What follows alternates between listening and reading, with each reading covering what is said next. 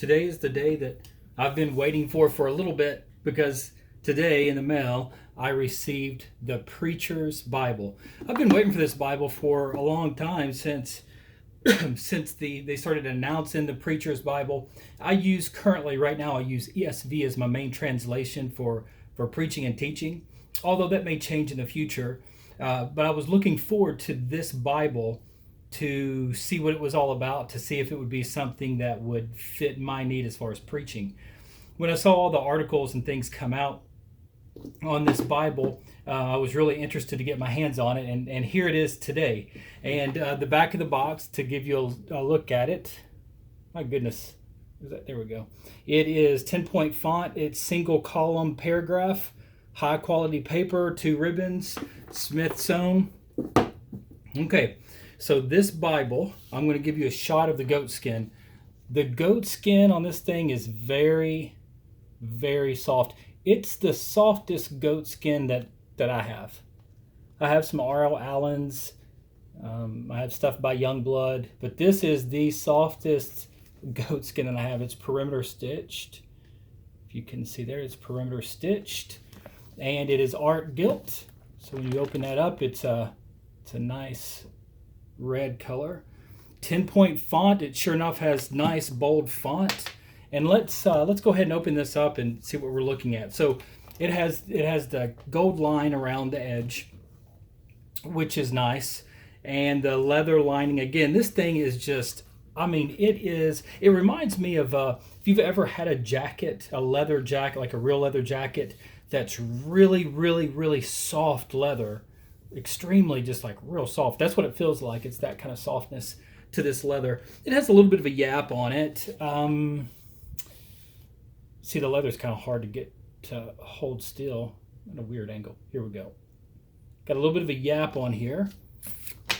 So as far as the way it looks and the way it feels really great. Almost the leather really almost feels too soft for such a thick Bible. This Bible is 6 3/4 by 10, and it says, I didn't put a ruler to this, it says that it's 1 3/4 inch thick. It feels almost 2 inches thick to me. It's pretty thick. You have 1, 2, 3. You have 4 raised hubs on the Bible, so the spine looks really, really good. You know, you have Holy Bible, ESV, English Standard Version, and Crossway. So it's a really nice spine. I love the raised hubs.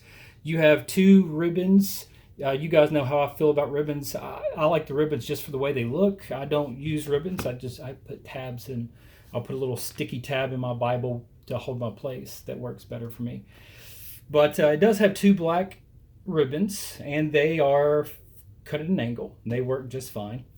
When you open the Bible up, you have a presentation page. Now, this Bible was sent to me from Crossway, and it was used before. This must have been a Bible that was returned. The title page had a name in it. I scribbled it out. But you have a title page. And then this one is printed in China. So it is printed in China.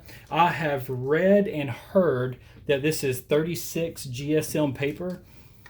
So I've been getting a lot of, and I'm trying to feel, I've been getting a lot of stuff from Thomas Nelson lately.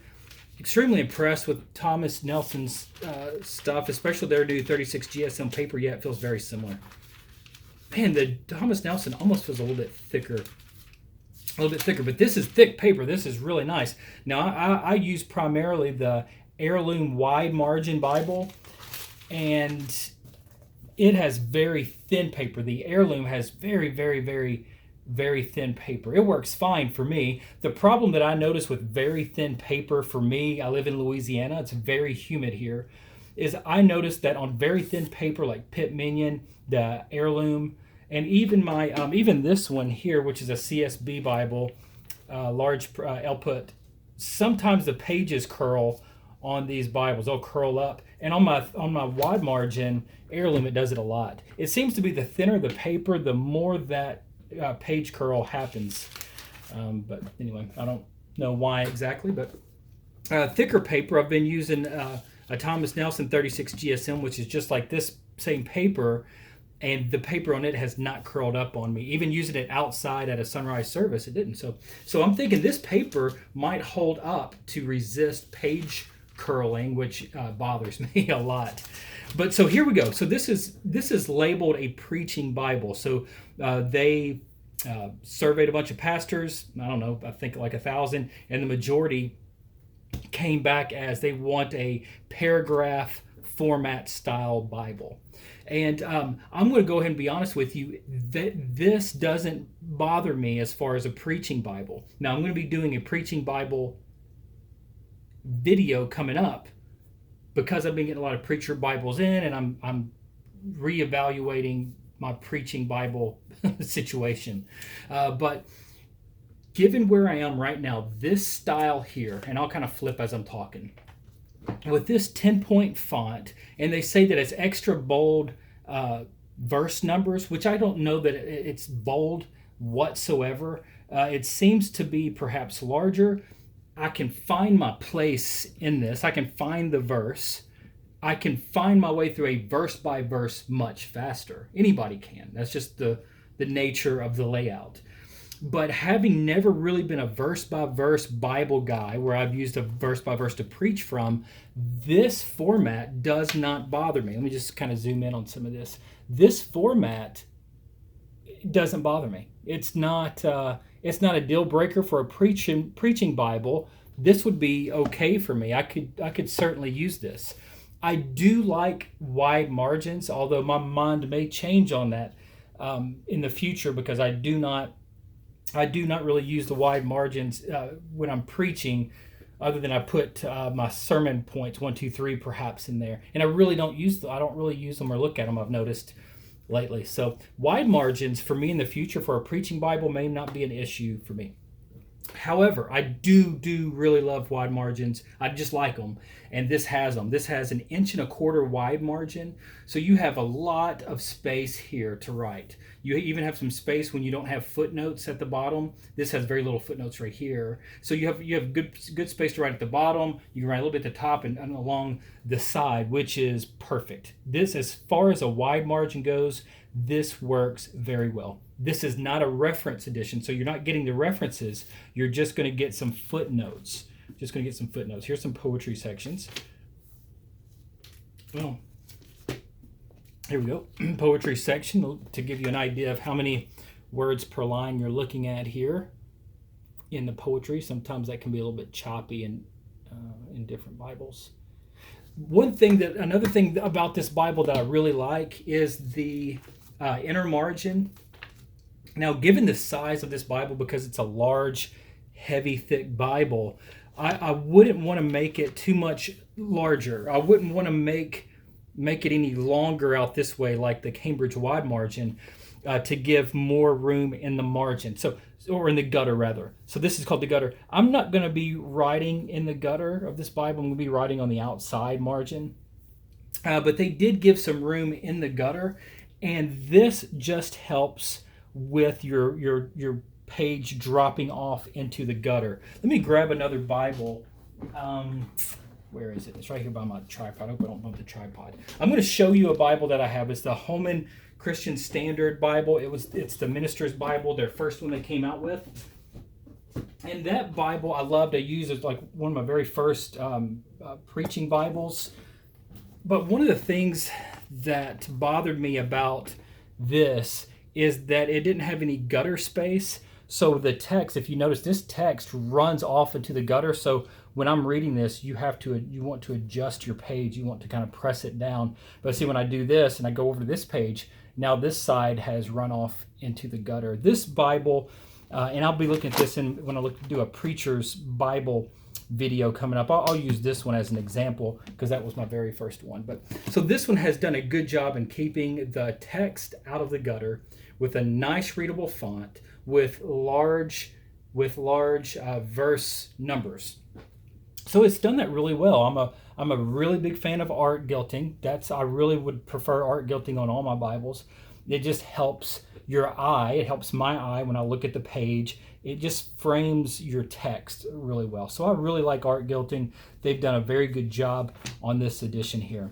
As far as in the back, It does have maps. You don't have a concordance. You have the weights and measures, and that's it. So you have the book of Revelation, and then you go right to the weights and measures, one blank piece of paper, and then your typical Crossway glossy cardstock paper. And then that's it, a cardstock end sheet. Goat skin, it says goat skin leather here. And so there you have it. There's the Bible. So I did see a lot of people. I've watched a lot of reviews and I've read reviews on this Bible because I was very excited to receive this Bible. I really wanted to get it. So I did watch a lot of reviews on it. And everybody pretty much had the same conclusion, that they wished it was a verse by verse. It would be cool if it was. But you know what? It isn't. And for what it is, as far as the text layout, I could preach from this no problem. Now, I could certainly use this in the pulpit, and it would be amazing for me to use. I think this would be a really good addition just for somebody, for a reader. It is, now it's heavy, it's rather heavy, but I think this would be a really good Bible to curl up in the recliner with a cup of coffee in the morning and read. You could just read this text because of the size of the font. You could even use this to take notes. So you could read and you could take notes. Be a good prayer Bible. You could use this as just like a morning or evening devotion Bible as you're reading through passages of the scripture. Maybe you want to write prayers for somebody, and you have enough room in this margin to really do that, to write prayers in the margin, or use kind of like an heirloom edition to write prayers or something like this for your children. It doesn't have to be a preaching Bible. It is labeled as a preaching Bible. A lot of people I know are upset that it says preaching Bible and the layout that it is, but I don't think so. I think it's good. It is a good Bible, and I am not displeased. There is one thing that I'm curious about, however. I am curious about if you have this Bible, do you use it for a preaching Bible? Would you use it for a preaching Bible? I would be really interested to hear your thoughts and comments. If you use this in the pulpit, what do you like or what do you not like about this Bible? Again, for the price point that this comes in at, it is a $200 retail price for this Bible.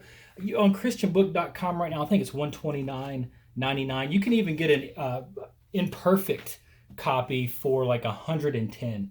And for $110, $130, it's worth it. It's worth it in that it is a nice goatskin cover. This is not an heirloom. This is not a young blood, so the leather feels different than the heirlooms. However, you're getting a very nice pebbly, really pebbly grain goatskin, and it's leather lined, a very nice leather liner.